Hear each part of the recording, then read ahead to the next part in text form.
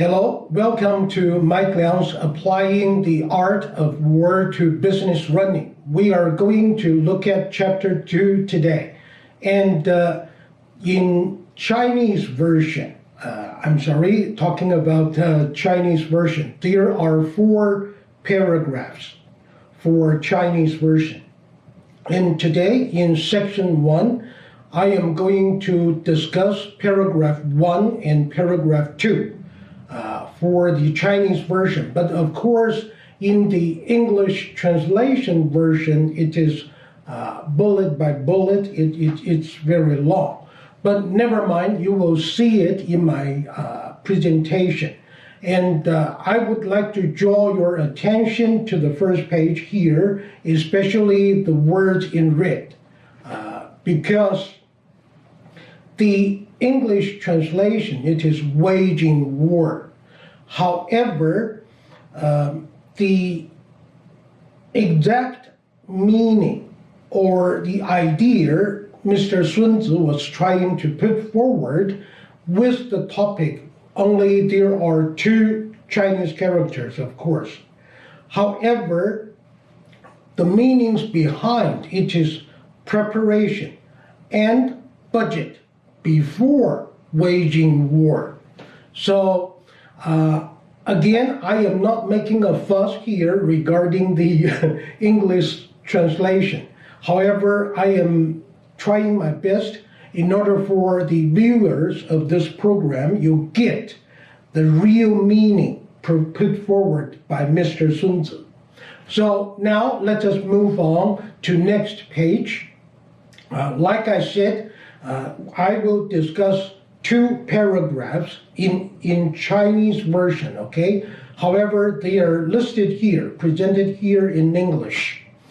Sun Tzu said, in the operations of war, where there are in the field 1,000 swift chariots, as many heavy chariots, and 100,000 mail-clad soldiers, with provisions enough to carry them 1,000 li. The expenditure at home and at the front, including entertainment of guests, small items such as glue and paint, and sums spent on chariots and armor, will reach the total of 1,000 ounces of silver per day. Such is the cost raising an army of 100,000 men. With this page, I would like to draw your attention. First, I put them in blue color. By swift chariots, Sun Tzu was talking about the chariots that is used on the battlefield. That is why it must be swift. However, with the heavy chariots, Sun Tzu was actually talking about those chariots that are used, or wagons that are used to transport supplies for the army to the soldiers. So the swift chariots and heavy chariots, their meaning are different in Chinese. So I just talk about them in details here a little bit. And then 100,000 mail-clad soldiers. Remember, Sun Tzu was talking about roughly 2,000 or even 2,500 years ago. At that time in China, if we are looking at the map of People's Republic of China today, at that time it was divided into a lot of states.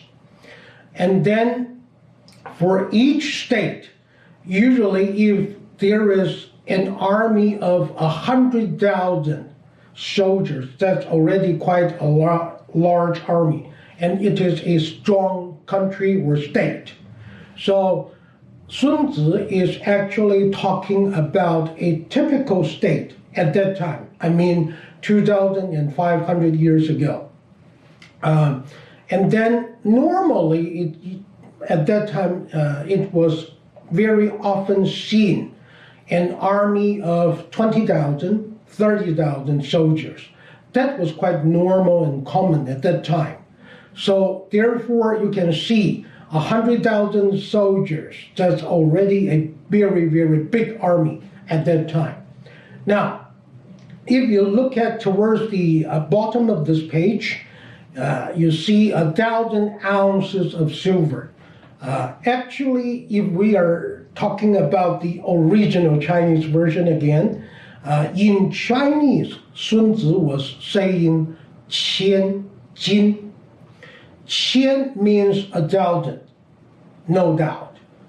金, here the translation is silver.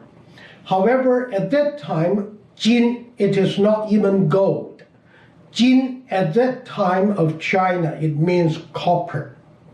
And 千金 means 375 jin coppers. So, if we understand that correctly, you can see, you can put it in a word like it's going to spend a lot of money to raise such a large army, as large as 100,000 soldiers. So with this page, Sun Tzu is actually telling us, before we start a war, we need to make very careful calculation, budget, because there will be a big need of people resources, financial resources, and materials, and also plus the running expenses every day, as it is listed here. So this is page 1, and then we move on to the next page. This page is a bit long, I'm sorry, and let me read it again. When you engage in actual fighting, if victory is long in coming, please bear in mind, long in coming. We will discuss that a little bit later. Then men's weapons will grow down and their ardor will be dumped. If you lay siege to a town, you will exhaust your strength. Again, if the campaign is protracted, the resources of the state will not be equal to strength. Now, when your weapons are down, your ardor damped, your strength exhausted, and also your treasure spent, other chieftains will spring up to take advantage of your extremity. Then no man, however wise, will be able to avert the consequences that must ensue. If I put them into one word, it means here Sun Tzu listed the negative impacts of a prolonged war. So he is trying his best to draw to the conclusion that there must be a key word, efficiency, when you start a war. So that is why I put the phrase in blue, long in coming. Sun Tzu is actually suggesting whenever you start a war, make sure it will not be a very long issue situation, because it costs a lot and there will be a lot of negative impacts. So he is trying his best to tell us, be very cautious when you start a war. And he is drawing our attention that we must make sure we will be efficient enough. Now, having said so, and let us move on to the next slide, and this is the second paragraph in Chinese version. But never mind, because I understand you are looking at the English translation version. Thus, though we have heard of stupid haste in war, cleverness has never been seen associated with long delays. There is no instance of a country having benefited from prolonged warfare. It is only one who is thoroughly acquainted with the evils of war that can thoroughly understand the profitable way of carrying it on. Now, with this page, we will spend a little bit more time. First of all, you could see this very strange phrase, stupid haste. By stupid haste, Sun Tzu was actually saying for a soldier, for an army, and today for a company, when we are practicing, for example, those day-to-day soldier activities, fighting activities, or if we are talking about job activities, task duties for the employees on the shop floor, the workers on the shop floor, when we train them, when we make them to practice again and again, they look very stupid because it is the Tao and repetitive action again and again. So we look stupid. However, practice makes perfect. Even though when we laid our foundation of management, or the foundation of how to run the army in the art of war, it looks like we are stupid. However, practice makes perfect. And then when we are really in actual war, or when we are in the day-to-day real operations, productions in the workshops on the shop floor, then we will be efficient, we will be fast. That is what Sun Tzu meant by stupid haste. And here, again, I would make a fuss regarding the translation. If you look at the red sentence, cleverness has never been seen associated with long delays. Here, actually, Sun Tzu was saying, sometimes if we do not practice again and again and again, even though in that case we look very stupid, however, we can be very efficient in our actual work. But if we feel we are clever and we feel we can conquer the skill, we can master the knowledge within seconds, then, of course, like learning a language. I used to be a teacher of English, and I told my students again and again, make sure you, at day-to-day learning, you spend a lot of efforts trying to read, to learn, to listen, to speak, and to memorize the word. Never use your cleverness just 1 day or 2 days prior to your exam. It's too late. You will never pass that exam. This is quite common in many cases. So Sun Tzu here means you are clever. However, you don't rely on your cleverness in order and without any practices, stupid practices. And then when you are in a real exam or when you are in the actual warfare, you will be, even though you are clever, however, the end result is not clever at all. Then this is a very key message here in the art of war. That is why I spent a lot of time here. And if we are talking about business today, I would remind you that there are some managers, they spend a lot of energy, they spend a lot of time to help the company to build the management infrastructure. Like I said, business policies, regulations, processes, procedures. Even though it looks that they don't have any progress on the surface, like they handle a project, they can solve a problem, etc. This can be seen easily on the surface.